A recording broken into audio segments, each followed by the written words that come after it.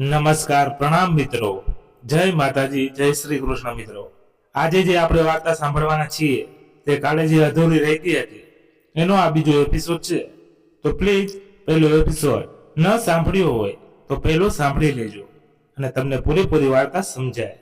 તો ચાલો બીજો એપિસોડ શરૂ કરીએ. દીકરી નેહાની વાત માનીને નરેશભાઈએ યોગેન્દ્ર શેઠને મોબાઈલ કર્યો અને ના છૂટકે જણાવી દીધું કે અમને સંબંધ મંજૂર છે. રવિવારે સવારે 10 વાગે અમે આપના નિવાસ સ્થાને આવીને સગાઈ વિધિ પૂર્ણ કરવામાં પૂરો સહયોગ આપીશું. એ રાત્રે 9:10 સમય નેહા ચૂકી ગઈ. મમ્મી પપ્પા સાથે જમીને એ ઉપર આવી અને વિનયને મોબાઈલ કર્યો. એને ધીમે ધીમે બધી વાત વિનયને કરી. એ રડી રહી હતી પણ એણે વિનયને અણસાર પણ ન આવવા દીધી. પૂરી વાત સાંભળીને વિનયે કહ્યું, નેહા, હું તારી રાહ જોઈશ પણ કદી મારી સામે રડતી નહીં. ડોક્ટરો કે હાઈ એજ્યુકેટેડ સ્ટુડન્ટ્સને પ્રભુ ઉપર વિશ્વાસ ઓછો હોય છે. ઘણા તો ભગવાનને માનતા જ નથી હોતા, પણ મને હજી વિશ્વાસ છે કે આપણું મિલન જરૂર થશે. નેહાએ કહ્યું. વિનય, હવે કોઈ આશા દેખાતી નથી. વિનયે કહ્યું, તને ભલે ન દેખાય પણ મને હવે આશાના કિરણ દેખાવા લાગ્યા છે. બધા અંધકારને ચીરીને એક સોનેરી કિરણ આપણું મિલન કરશે. બીજા દિવસે ગુરુવાર હતો. સાંજે 5 વાગે નેહા કાર લઈને નીકળી. આજે નીતા આંટીને મળીને એમની માફી માંગવા એમના દરવાજે ગઈ. નેહાને જોતા જ હસીને નીતાબહેન કહ્યું, હું ન આવી શકી એટલે મારું આપેલું વચન અકબંધ રાખવા આજે તું આવી ગઈ. હજી બેઉ એક જ સોફા પર બેઠા હતા. ત્યાં નેહા એમના ખોળામાં માથું મૂકીને ધ્રુસકે ને ધ્રુસકે રડી પડી. નીતાબહેન બધું સમજી ગયા. વિનય એમને નેહાની બધી જ વાત નિખાલસાળ પૂર્વક જણાવી દેતો હતો. માંડ નેહા એમણે શાંત કરી. પછી નેહા જાતે કિચનમાં જઈને પાણી પી આવી. થોડો સમય એ કશું બોલી નહીં, પણ એણે કહ્યું, મને માફ કરો આંટી, મારા કારણે વિનયની જિંદગી બરબાદ થઈ રહી છે. નીતાબાઈને બેઠા બેઠા એનું માથું પોતાના ખંભે મૂક્યું અને કહ્યું, બેટા, વિધિના લખેલા લેખને કોઈ મિટાવી નથી શકતું. અમને તારા પ્રત્યે કે તારા મમ્મી પપ્પા પ્રત્યે કોઈ ફરિયાદ નથી. વિનય હજી 2 વર્ષ તારી રાહ જોવાનું નક્કી કરી લીધું છે અને અમે એને મંજૂરી પણ આપી દીધી છે. મને દીકરો પરણાવવાની જરાય ઉતાવળ નથી, પણ તારા વિશે જાણીને ખૂબ જ દુઃખ થયું છે. જો કે તે પણ સાચો નિર્ણય લીધો છે. નેહાએ હસીને કહ્યું, હોળી એક જણના ભાગથી ડૂબતી હોય તો એક જણે પાણીમાં કૂદીને બાકીના લોકોને બચાવવા જોઈએ. એટલે હું પાણીમાં કૂદી પડી. હવે હું સામે કિનારે પહોંચીશ કે ડૂબી જઈશ એ સમય નક્કી કરશે. નીતાબાઈને કહ્યું, મને વિશ્વાસ છે કે તું સામે કિનારે પહોંચી જઈશ અને ત્યાં જ વિનય તારી રાહ જોતો ઊભો હશે. બીજા દિવસે નરેશભાઈ યોગેન્દ્રભાઈને રૂબરૂ એમની ઓફિસમાં મળ્યા. યોગેન્દ્રભાઈએ તરત કહ્યું, જૂની વાત ભૂલી જાઓ નરેશભાઈ, મને તમારીની જરૂર એટલા માટે છે કે જે કામ હું ના કરી શક્યો એ કામ તમારી દીકરી ચોક્કસ કરશે. તમે બિલકુલ બેફિકર રહેજો. તમારી દીકરી અમારા ઘરની દીકરી બનીને જ રહેશે. નરેશભાઈએ પૂછ્યું, યોગેન્દ્રભાઈ, એવું તો કોઈ કામ હોઈ શકે નથી કે તમે ના કરી શકો અને નેહા કરી શકે. યોગેન્દ્રભાઈએ કહ્યું, મેં મારા દીકરાને દારૂની લત છોડાવવા લાખ કોશિશ કરી પણ હું કામયાબ ના થયો. હવે તમારી દીકરી એને આ લતમાંથી ચોક્કસ છોડાવશે. નેહાએ હવે એના મમ્મી પપ્પા સાથે બેસીને જમવાનું શરૂ કરી દીધું હતું. 8 દિવસ સુધી એણે એના રૂમમાં પોતાની થાળી મંગાવીને પોતાનો રોષ વ્યક્ત કર્યો હતો. પણ હવે એ સમજી ચૂકી હતી કે માયાના મોહમાં પડીને પોતાના પપ્પાએ કરેલી ભૂલ હવે એમને સમજાઈ ચૂકી હતી. એ મનોમન વિચારી રહી હતી કે પોતાના પપ્પાને પોતાની પ્રતિષ્ઠા આખા સમાજમાં બતાવવાનું જે કેપ ચઢ્યો હતો એના કારણે એનું ભવિષ્ય હવે અંધકારમાં ચાલ્યું જવાનું હતું. 4 દિવસ પહેલા અને ચંદ્રવનને જ્યારે પહેલી વખત જોયું હતું ત્યારે એ હેન્ડસમ દેખાવાને બદલે શારીરિક રીતે સાવ તૂટી ગયેલું દેખાતું હતું.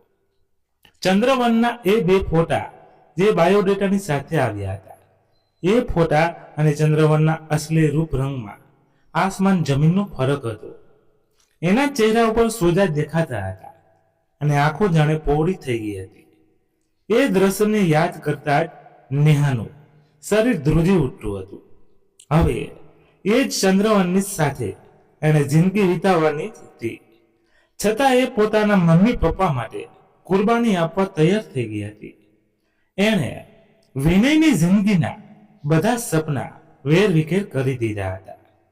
રાત્રે મમ્મી પપ્પા સાથે જમવા બેઠી ત્યારે ત્રણમાંથી કોઈ એક શબ્દ પણ બોલ્યું નહીં. પોતાના રૂમ ઉપર જઈને 9:10 વાગવાની રાહ જોવા લાગી. 9:10 એણે વિનયને મોબાઈલ કર્યો. બંને વચ્ચે ઘણી વાતો થઈ, જેમાં એકબીજા પ્રત્યે લાગણીઓ પણ હતી અને થોડીક દલીલો પણ હતી, કેટલીક સમજાવટ પણ હતી અને થોડીક બેચેની પણ હતી. ત્યાં આક્ષેપોને માટે કોઈ શબ્દો કે ફરિયાદ નહોતી. બીજા દિવસે ઓફિસે જતી વખતે નરેશભાઈએ નેહાને 1 લાખ રૂપિયા ધરતા કહ્યું, તારે નવા સારા અને સિલ્કના ડ્રેસની જરૂર પડશે. બેટા, મમ્મી સાથે કે તારી કોઈ બહેનપણી સાથે બજારમાં જઈને ખરીદી આવજે. નેહાએ કહ્યું, મારી પાસે છે. સુધા બહેન પાછળ ઊભા ઊભા બોલ્યા, તારા પપ્પા પ્રેમથી આપે છે તો લઈ લે ને. નેહાએ પોતાના રૂમ તરફ જવાની સીડી ચડતા ચડતા કહ્યું, મારે જે જોઈતું હતું એ તો આપી ન શક્યા અને નથી જોઈતું એ બતાવીને દીકરીને ખુશ કરવાની કોશિશ ન કરશો. મને સમજવામાં તમે બહુ મોટી ભૂલ કરી છે. સુધાબહેને અકળાઈને કહ્યું, તારા પપ્પાએ તને શું નથી આપ્યું? તારા માટે નવી નકોર કાર લાવીને આપી છે, એ તને ઓછું લાગે છે. નેહાએ કહ્યું, એ કાર મારા માટે નથી લાવ્યા. મેં તો કદી એમની પાસે માંગી પણ નહોતી. સમાજમાં એમની પ્રતિષ્ઠા વધે એ હેતુથી લાવ્યા હતા. પૂછો એમને. નરેશભાઈ બોલ્યા વગર ઘરની બહાર નીકળી ગયા. સુધાબહેને ગુસ્સામાં કહ્યું, આ રોજ રોજના ઝઘડાથી હવે હું કંટાળી ગઈ છું. નેહાએ કહ્યું, બસ હવે થોડા દિવસ છે, પછી તમે શાંતિથી રહેજો. કહીને નેહા ઉપર ચાલી ગઈ. એ દિવસે બપોર પછી ગુરુજી આવ્યા. ત્યારે એણે વીણા વાદન શરૂ કર્યું અને એક એક સૂરને એ પોતાની આંગળીઓ વડે એટલી સાધનાથી છેડતી ગઈ કે ગુરુજી પણ દંગ રહી ગયા. એ સાંજ છેડતી જ રહી. એની આંગળીઓમાંથી લોહી નીકળવા લાગ્યું, પણ એ આંખો બંધ કરીને એ વીણામાંથી દર્દનીય સૂરોને આખા રૂમમાં રેલાવતી રહી. અચાનક ગુરુજીની નજર પડી અને એમણે નેહાના હાથ પકડી લીધા. એ પરસેવે રેબઝેબ થઈ ગઈ હતી. ગુરુજીના ખોળામાં માથું ઢાળીને એ ખૂબ જ રડી. 3:15 વાગે એક વેપારીનો મોબાઈલ નરેશભાઈ ઉપર આવ્યો. એમણે પૂછ્યું, નરેશભાઈ, મને સમાચાર મળ્યા છે કે તે તમારી દીકરીની સગાઈ યોગેન્દ્ર શેઠના દીકરા સાથે કરી રહ્યા છો. નરેન્દ્રભાઈએ કહ્યું, હા ભાઈ, તમે સાચું સાંભળ્યું છે. પેલા વેપારીએ કહ્યું, આપણા આખા સર્કલમાં આ વાત વહેતી થઈ ગઈ છે. મારું માનું તો આ સગાઈ રોકી લો, ન કરશો. એ યોગેન્દ્ર શેઠ 1 નંબરનો વૈશ્ય માણસ છે. અગાઉ 3 છોકરીઓની જિંદગી બરબાદ કરી ચૂક્યો છે. હકીકતમાં એ પોતાના દીકરા માટે નહીં, પણ પોતાની ઐયાસી ભોગવવા માટે આવી લીલાઓ કરે છે. તમારી દીકરી સાથે એમના દારૂડિયા દીકરાની સગાઈ તો કરશે, પણ પછી લગ્ન નહીં કરાવે. બાકીનું તમે સમજદાર છો એટલે સમજી જશો. નરેશભાઈએ નિશાસો નાખીને કહ્યું, મેં વિરોધ કર્યો હતો, પણ બીજે દિવસે એમણે બધા વેપારીઓને ધમકી આપીને મારો માલ ખરીદવાની દરેકને ના પાડી દીધી. મારે ફેક્ટરી બંધ કરવાનો વારો આવ્યો હતો. પેલા વેપારીએ કહ્યું, તમે સગાઈ ન કરજો અને શેઠને જણાવી દો. હું બધા વેપારીઓને સમજાવું છું, કોઈ તમારો માલ બંધ નહીં કરે. આપણે એની સામે છે સુધી લડી લઈશું. આજે 5 વાગે આપણે બધા ફેક્ટરી માલિકો રાધેશ્યામ હોલમાં મીટિંગ કરીએ છીએ. અમે સૌ તમારી સાથે છીએ. દીપચંદજીની વાત સાંભળીને નરેશભાઈમાં નવું જોશ આવ્યું. એમણે યોગેન્દ્રભાઈને કોઈ વાત ન કરી, પણ સાંજે 5 વાગ્યે તેઓ રાધેશ્યામ હોલ પહોંચ્યા ત્યારે એમને નવાઈ લાગી. હોલમાં કે હોલની આસપાસ કોઈ દેખાતું નહોતું. એમને આઘાત લાગ્યો. દીપચંદજીએ એમની સાથે આવી ગંદી રમત કેમ રમી હશે? એમણે અડધો કલાક રાહ જોઈ, પણ કોઈ ફરક્યું નહીં. હારી થાકીને નરેશભાઈએ દીપચંદજીને મોબાઈલ કર્યો.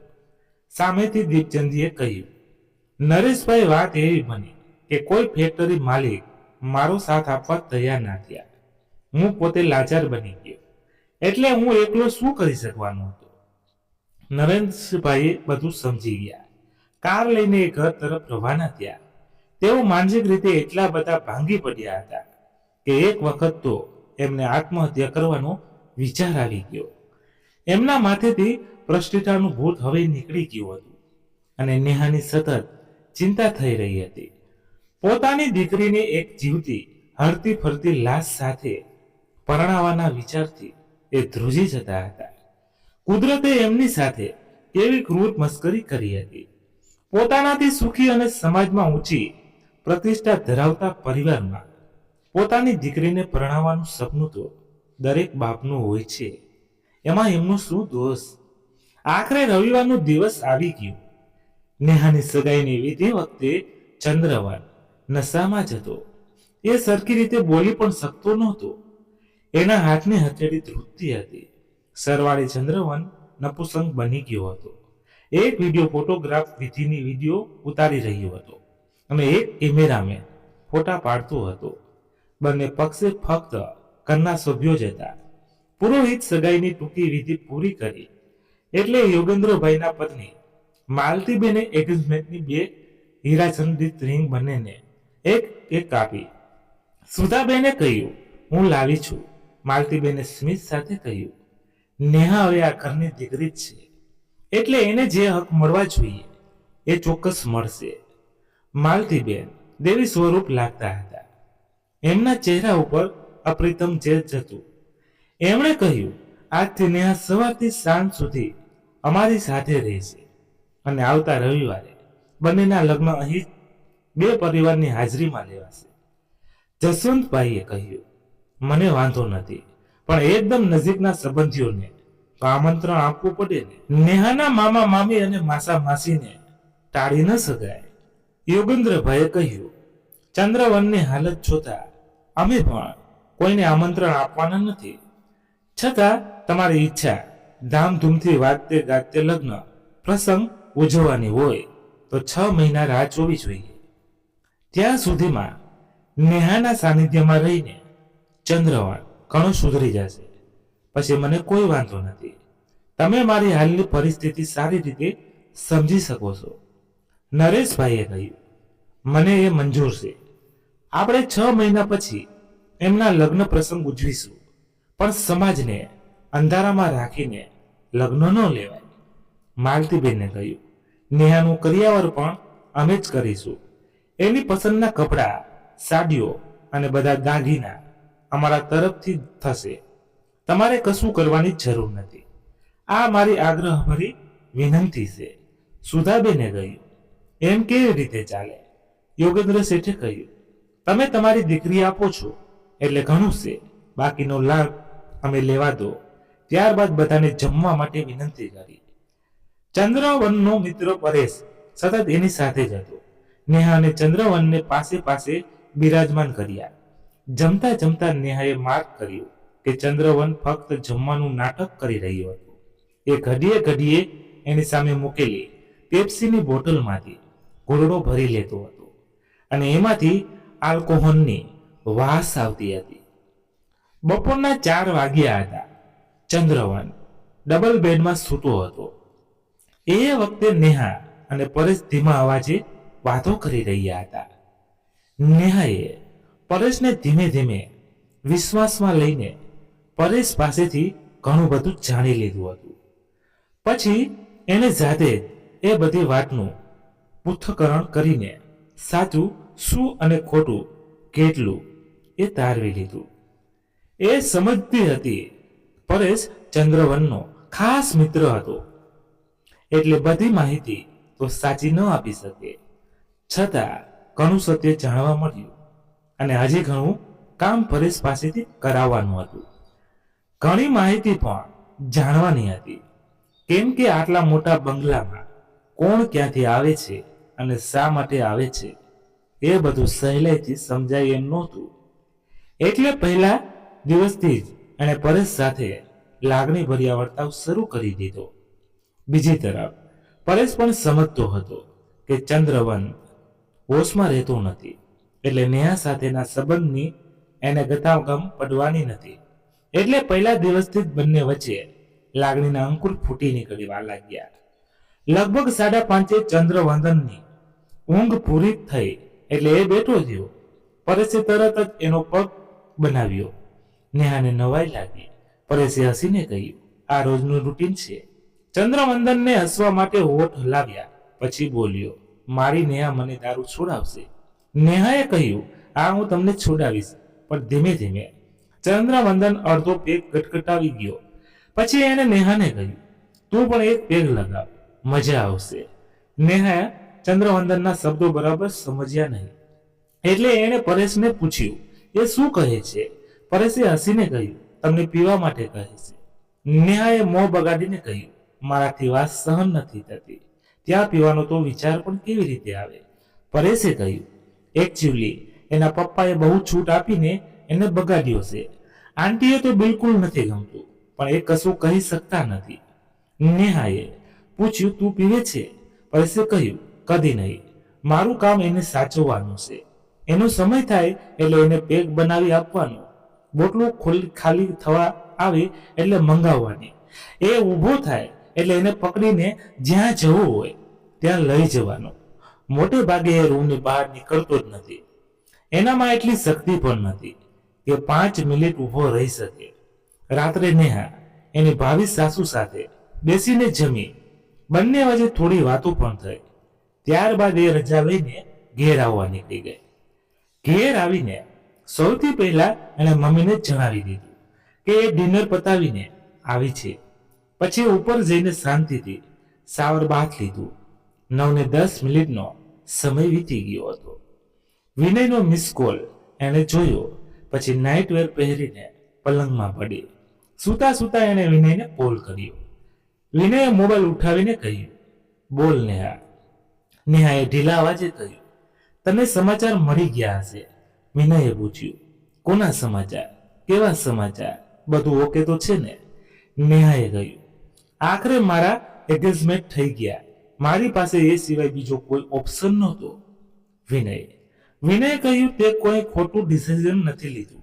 મને પણ ખબર હતી કે તારી પાસે કોઈ ઓપ્શન નથી, પણ આપણે ફક્ત એક ખરાબ સમયમાંથી પસાર થઈ રહ્યા છીએ, અને એ ખરાબ સમય બહુ લાંબો સમય નહીં ચાલે. નેહાએ કહ્યું, એવું ના માની શકાય.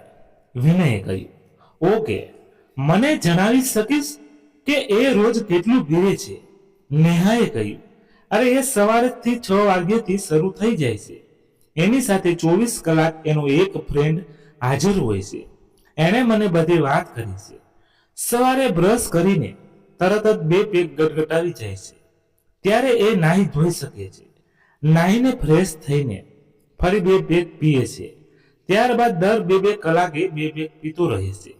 મને તો નવાઈ લાગે છે કે જીવે છે કેવી રીતે. મને પણ થોડીક તો ખબર છે કે આલ્કોહોલ શરીરની અંદર કેટલું નુકસાન કરે છે. વિનય હસીને કહ્યું, શું નુકસાન કરે છે? જરા વિગતથી જણાવીશ? નેહાએ કહ્યું, તું ગેસ્ટ્રોએન્ટ્રોલોજિસ્ટનું શું, એટલે તને વધારે ખબર હોય. વિનયે કહ્યું, નેહા એના મોં ઉપર સોજા દેખાતા હશે. નેહાએ કહ્યું, હા દેખાય છે. આંખની નીચે વધારે દેખાય છે. ઓકે, એ બહુ ઓછો ખોરાક લેતો હશે. એ કશું ખાતો જ નથી. વિનયે કહ્યું, એના હાથની હથેળીઓ ધ્રુજતી હશે. નેહાએ કહ્યું, હા, એ પણ સાચું છે, વિનયે કહ્યું. એને પેટમાં ક્યારેય અસહ્ય દુખાવો પણ થતો હશે. નેહાએ કહ્યું, એ મને ખબર નથી, પણ આજે હું પરેશને પૂછી જઈશ. વિનયે કહ્યું, નેહા એ દારૂ નહીં છોડે તો વધુમાં વધુ 2 મહિનાનો મહેમાન છે, અને દારૂ છોડી દેશે તો કદાચ 1 વર્ષ જીવી શકશે. એનું લીવર ખરાબ થઈ ગયું છે, ગમે ત્યારે એને સિરોસિસ થઈ શકે છે. નેહાએ કહ્યું, સિરોસિસ એટલે શું? વિનયે કહ્યું, મળ માર્ગેથી લોહી નીકળે અને સિરોસિસ કહેવાય. પણ મસા ભગંદરના દર્દીઓને પણ લોહી નીકળે છે, પણ એ ફક્ત લેટ્રિન કરતી વખતે સ્ટૂલમાંથી સાધારણ પાસ થાય. પણ લીવર બગડી ગયું હોય તો સિરોસિસના પુષ્કળ પ્રમાણમાં લોહી બહાર આવે, પછી એનો કોઈ ઈલાજ ના થાય. 4 થી 24 કલાકની અંદર પેશન્ટ મૃત્યુ પામે છે. નેહાએ કહ્યું, એકચ્યુઅલી દારૂ છોડાવવા એમણે બળજબરીથી આ સગાઈ મારી સાથે કરાવી છે. એમનું માનવું એવું છે કે કોઈ પણ છોકરીના પ્રેમમાં એ પડશે તો દારૂ છોડી દેશે, અને એમને એવી છોકરી એમના કેમિકલ્સ સર્કલમાંથી જ મળી શકશે. વિનયે કહ્યું, આ સ્વાભાવિક છે, કેમ કે એ કેમિકલ ક્ષેત્રમાં બહુ મોટી પાર્ટી છે, એટલે દરેકને એમની જરૂર પડતી હશે. વેલ, તું કેટલો સમય ત્યાં રોકાઈ હતી? નેહાએ કહ્યું, મારે રોજ સવારથી રાત્રે 9 વાગ્યા સુધી તો રહેવું જ પડશે. એમણે મને કાલે જ સગાઈ બાદ જણાવી દીધું હતું, અને મારે એમની દરેક વાત માનવી જરૂરી છે, નહીં તો એ માણસ મારા પપ્પાને બિઝનેસમાં હેરાન કરી દેશે. મતલબ કે આ એક બ્લેકમેલિંગ અમારી સાથે થઈ રહ્યું છે. વિનયે કહ્યું, કશો વાંધો નહીં, પણ તું કોઈ ગુનામાં સંડોવાતી નહીં. નેહાએ કહ્યું, આમ કેમ બોલે છે? હું કેવી રીતે સંડોવાઈ શકું? વિનોએ કહ્યું, રિલેક્સ, હું ફક્ત તને ચેતવું છું, કેમ કે એ વાત સ્પષ્ટ થઈ ગઈ છે કે યોગેન્દ્રભાઈ સીધો માણસ નથી, વિલન જેવા અવગુણથી પકાયેલો માણસ છે. એટલે તને સલાહ આપું છું, સવારે બ્રેકફાસ્ટ કરતી વખતે નરેશભાઈ અને સુધાબેનને ઘણું પૂછવું હતું. દીકરીનો ગઈકાલનો દિવસ યોગેન્દ્રભાઈના ઘરમાં કેવી રીતે વીત્યો એ જાણવું હતું, પણ બેમાંથી કોઈ કશું બોલી નહોતા શકતા. નેહાની કટુવાણીથી બંનેને ડર લાગતો હતો. બંને નેહાના જાણે ગુનેગાર બની ગયા હતા. છતાં સુધાબેને શાંતિથી પૂછ્યું, બેટા કંઈક તો વાત કર, તારો કાલનો દિવસ કેવો ગયો? નેહા મમ્મી સામે જોઈ રહી, પછી ચૂપચાપ નાસ્તો કરવા લાગી. ઊભા થતી વખતે એણે કહ્યું, પપ્પા, મારી ચિંતા ન કરશો, તમારો દિવસ કેવો ગયો હતો? નરેશભાઈએ કહ્યું, મારું કામ રૂટીન પ્રમાણે પાટા ઉપર ચાલી રહ્યું છે. ત્યારબાદ એ દૂધ પીને ઉપર ચાલી ગઈ. લગભગ 9:15 તે યોગેન્દ્રભાઈના બંગલે આવી અને સૌથી પહેલા કિચનમાં ગઈ. માલતીબેનને ગુડ મોર્નિંગ કર્યું. સામે માલતીબેને પણ સ્મિત સાથે ગુડ મોર્નિંગ કહ્યું. પછી બોલ્યા, મમ્મી પપ્પા કેમ છે? નેહાએ કહ્યું, મજામાં. પછી બોલી, લાવો મમ્મી, હું શાક સમારી દઉં છું. માલતીબેને હસીને કહ્યું, હું અમસ્તો સમય પસાર કરું છું, ચંદ્રવંદન તારી રાહ જોતું હશે. નેહાએ હસીને કહ્યું, એટલે જ વહેલા આવી ગઈશું. માલતીબેને કહ્યું, એને ડ્રિંક ઓછું કરવા પ્રેમથી સમજાવજે, એ તારું કહ્યું કરશે. નેહાએ કહ્યું, કાલથી ઓછું કરી નાખ્યું મમ્મી. નેહાએ જાણી જોઈને જૂઠું કહ્યું. પછી ઉપર જવા સીડીઓ સુધી જતી હતી. ત્યાં યોગેન્દ્રભાઈ સામે મળ્યા. સૂટ બૂટ અને હાથમાં બ્રીફ કેસ સાથે એ ઓફિસ જવા નીકળતા હતા. નેહાને જોઈને એ હસીને બોલ્યા, ગુડ મોર્નિંગ નેહા. નેહાએ હસીને કહ્યું, ગુડ મોર્નિંગ પપ્પા. યોગેન્દ્રભાઈએ કહ્યું, ચંદ્રવંદનનું ધ્યાન રાખજે બેટા, બહુ પીવા ન દેતી અને આખો દિવસ એની સાથે જ રહેજે. નેહાએ કહ્યું, હવે એ મારી જવાબદારી છે, તમે ચિંતા ન કરશો. પછી સીડીઓ ચડતા મનમાં બોલી, દરેકને એના કર્મોની સજા ઉપરવાળો આપશે, એ કોઈને માફ નહીં કરે. ચંદ્રવંદનના આલિશાન રૂમમાં આવતા એણે ચંદ્રવંદનને હસીને કહ્યું, હાય, ગુડ મોર્નિંગ. ચંદ્રવંદને કહ્યું, કેમ મોડું થયું? હું ક્યાંનો રાહ જોઉં છું. નેહાએ પરેશને કહ્યું, એ બોલે છે પણ મને કશું સંભળાતું નથી કહીને એ ઊભા ઊભા ચંદ્રવંદન સામે જોઈ રહી. પછી એણે કહ્યું, આજે એક પેગ મારા તરફથી લો, મારો લવ પેગ હું બનાવી આપું કહીને એ પેગ બનાવવા લાગી. ચંદ્રવંદન ખુશ થઈ ગયો. એણે લવારી કરી, તું તારા હાથે પીવડાવજે. નેહાએ થોડુંક સમજાયું એટલે એણે કહ્યું, પહેલી સીપ હું મારા હાથે પીવડાવીશ, પછી તમે તમારી જાતે લેજો.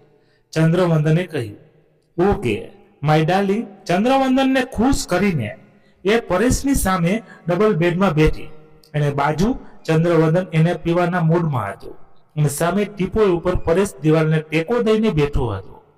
નેહાએ સહેજ ઝૂકીને પરેશને કહ્યું, મેં એને પેગ માટે ઓફર કરી હતી. એ વાત ભૂલથી પણ કોઈને કહેતો નહીં. પરેશે કહ્યું, હું કદી ના કહું. હું આ બબાલમાંથી છૂટવા માંગુ પણ ફસાઈ ગયો છું. કોણ આવી રીતે 24 કલાક એને સહન કરી શકે? નેહાએ કહ્યું, કાલે તે મને કહ્યું હતું કે તારા પપ્પા અને મોટા બ્રધર કેમિકલ ફેક્ટરી સંભાળે છે અને એ ફેક્ટરીમાં યોગેન્દ્ર પપ્પા બહુ સપોર્ટ કરે છે. પરેશે કહ્યું, આ એટલે હું આ બધું સહન કરું છું. નેહાએ ધીમેથી પોતાનો પગ પરેશના પગને સ્પર્શ કર્યો. પરેશ સમજી ગયો. એણે પણ નેહાના પગની આંગળીઓ સાથે રમત શરૂ કરી. નેહા પોતાના સંસ્કારો ભૂલીને વિચલિત નહોતી થઈ, પણ પરેશને એને મુઠ્ઠીમાં કરી લેવા નાટક કરતી હતી. નેહાએ પૂછ્યું, એને પેટમાં કે બીજે દુખાવો ઉપડે છે? પરેશે કહ્યું, પેટમાં દુખાવો તો ઉપડે છે પણ હોસ્પિટલમાં દાખલ નથી થતો. બધી ટ્રીટમેન્ટ અહીં રૂમમાં ડોક્ટર કરે છે. પછી સહેજ હસીને કહ્યું, ડોક્ટરે વોર્નિંગ આપી દીધી છે પણ એ કોઈનું સાંભળતો નથી. રોજ કેટલી બોટલો પીવે છે? પરેશે કહ્યું, એક પેટીમાં 6 બોટલ હોય છે. 4 દિવસમાં પૂરી થઈ જાય છે. એનો બધો હિસાબ હું જ રાખું છું. ચંદ્રવંદનનો પેગ પૂરો થયો પછી એ નેહા સાથે છેડછાડ કરવા લાગ્યો. નેહાએ પ્રેમથી કહ્યું, માય ડિયર, એ બધું મેરેજ પછી પેગ જોઈએ તો બનાવી આપું. પરેશે કહ્યું, હવે ન આપશો, નહીં તો વોમિટ કરશે. એ થોડી વારમાં સૂઈ જશે. દિવસમાં કેટલી વખત સૂઈ જાય છે? પરેશે હસીને કહ્યું, લગભગ એ સૂતો જ હોય છે. 2 કલાક પછી જાગશે એટલે પીવા જોઈશે. નેહાએ પૂછ્યું, અહીં એના મમ્મી પપ્પા આવે છે? પરેશે કહ્યું, ના, અંકલ કોઈ દિવસ આવે છે પણ એને જોઈને જતા રહે છે. પછી પરેશે આગળ કહ્યું, અંકલ પણ રાત્રે રોજ પીવે છે. માલતી આંટી બહુ સારા છે, ચૂપચાપ બધું સહન કરે છે. અંકલ બહારથી છોકરીઓ લાવે તો પણ આંટી કશું બોલી નથી શકતા. એ બંને ઘણા સમયથી અલગ અલગ બેડરૂમમાં સૂઈ જાય છે. નેહાએ કહ્યું, મતલબ કે આ ઘરમાં માણસાઈ કે સંસ્કાર જેવું કશું નથી, ફક્ત રૂપિયાનો ઘમંડ રાજ કરે છે. મારી જગ્યાએ તારી સગી બહેન હોત તો પરેશ કઈ બોલી ના શક્યો. નેહાએ એનો હાથ પોતાના હાથમાં લીધો. પછી બોલી, મને પણ અહીં ફસાવીને લાવ્યા છે. પરેશે કહ્યું, હું સમજી શકું છું. લંચ સમય થયો એટલે એક સ્વર્ણ પરેશ માટે પીરસેલી થાળી લઈને આવ્યો અને નેહાને કહ્યું, તમને માલતી મેડમે નીચે બોલાવ્યા છે. નેહા નીચે આવી. માલતીબેન સાથે હસી ખુશીથી વાતો કરતા કરતા લંચ લીધું. સાંજે ચંદ્રવંદન નશામાં હતો. એ વખતે રૂમની બહાર ગેલેરીમાં પરેશ સાથે મીઠી મીઠી વાતો કરતી. પરેશ હવે પૂરેપૂરો નેહાનો આશિક બની ગયો હતો. રાત્રે 9 વાગે એણે ચંદ્રવંદનની રજા લીધી એટલે ચંદ્રવંદને કહ્યું, કાલે વહેલી આવજે ડાર્લિંગ. નેહાએ હસીને કહ્યું, ઓકે માય ડિયર. સીડી ઉપર ઉતરીને નીચે આવતી હતી ત્યાં જ યોગેન્દ્રભાઈએ એને બોલાવીને કહ્યું, 5 મિનિટ માટે મારી સાથે આવો, મારે થોડીક વાત કરવી છે. કહીને યોગેન્દ્રભાઈએ એને એમના રૂમમાં લઈ ગયા. નેહાને ખ્યાલ આવી ગયો હતો કે એ નશામાં હતા. એમની સ્પીચ પણ જરા થોથવાતી હતી. એમણે ડોરવેલ બંધ કરીને લોક કર્યું. પછી નેહાને પોતાની બાહોમાં જકડીને કહ્યું, અવાજ કરીશ તો હું તારા પપ્પાને બરબાદ કરી દઈશ. નેહાએ કહ્યું, એવું કરવાની ક્યાં જરૂર છે? હું પોતે તમારી શરણમાં આવી ગઈ છું. એણે હળવું સ્મિત કર્યું અને યોગેન્દ્રભાઈ ઘાયલ થઈ ગયા. થોડોક વધુ નશો કરવાની ઈચ્છા થઈ ગઈ એટલે એમણે પેક બનાવ્યો. એ દરમિયાન નેહાએ આખા રૂમમાં નજર ફેરવી લીધી. પછી જાતે જાનદાર ડબલ બેડમાં લાંબી થઈ. યોગેન્દ્રભાઈ ઉત્તેજિત થઈને અઘીરા બની ગયા હતા. પેક ગટગટાવીને એ નેહાની બાજુમાં લેટી ગયા અને નેહાને પારેવાની જેમ મસળી નાખવા પાછું ફેરવ્યું અને નેહા હસીને એમના ઉપર આવી ગઈ. એક ક્ષણનો વિલંબ કર્યા વગર એણે ડબલ બેડની એક સાઈડે શોપીસ માટે મૂકેલું વુડનનું પોલિશ કરેલું હરણ હાથમાં લંબાવીને લીધું અને રૌદ્ર સ્વરૂપ ધારણ કરીને પૂરી શક્તિથી હરણના શિંગડા યોગેન્દ્રભાઈની બેહુ આંખોમાં ભૂંજી દીધા અને તરત જ હરણને કાર્પેટ ઉપર ફેંકીને ડોર ખોલીને બહાર નીકળી જાય. કાર ડ્રાઈવ કરતી વખતે એનું આખું શરીર ધ્રુજી રહ્યું હતું, પણ એને મનોમન નક્કી કરી લીધું હતું કે હવે જે પરિણામ આવવાનું હશે એ ભોગવી લઈશ. ઘેર આવીને એ સીધી ઉપર એના રૂમમાં ચાલી ગઈ. હજી એ સહેજ તૃપ્તિ હતી. એને વિનયના સહારાની જરૂર હતી. એક વિનય જેવો હતો કે એના માટે કંઈ પણ કરવા તૈયાર હતો. એણે વિનયને મોબાઈલ કર્યો. વિનય, મને બચાવી લે. ગમે તે ઘડીએ પોલીસ અમારા ઘરમાં આવીને મને પકડી જશે. પ્લીઝ વિનય, મને બચાવી લે. રડમસ અવાજે એણે વિનયને કહ્યું. વિનયે ચિંતિત થઈને પૂછ્યું, નેહા, તે શું કર્યું છે? મને શાંતિથી જણાવ. કોઈ તારો વાળ પણ વાંકો નહીં કરી શકે. હું તારી સાથે છું, પણ મને શાંતિથી જણાવ. થોડી વાર નેહા ખામોશ રહી. પછી એણે વિનયને બધું સત્ય જણાવી દીધું.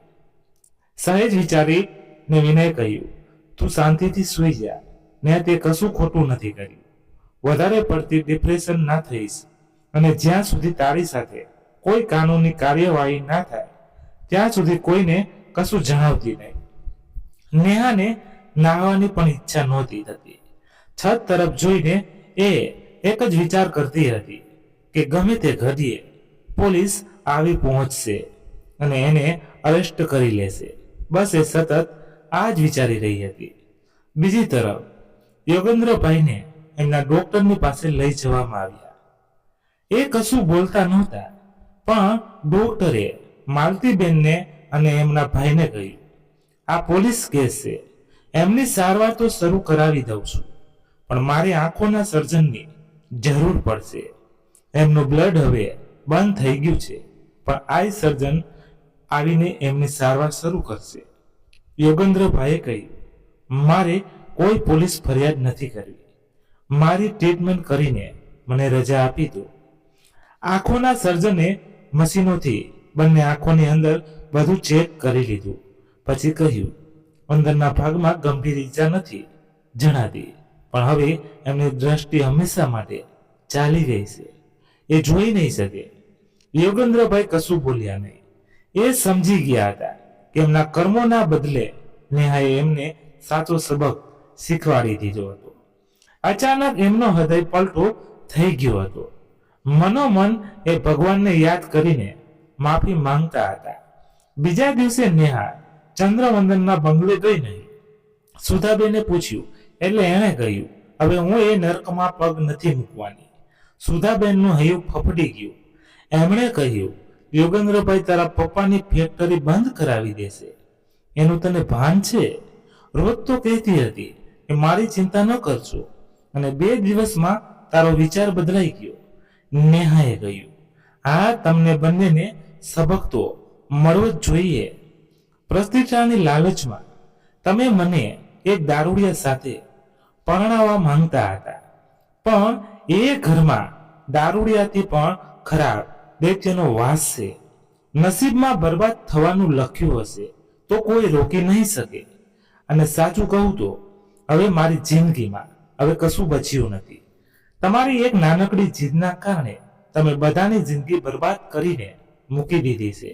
દરેકને સાચો સબક મળવો જ જોઈએ કહીને એ ઉપર ચાલી ગઈ.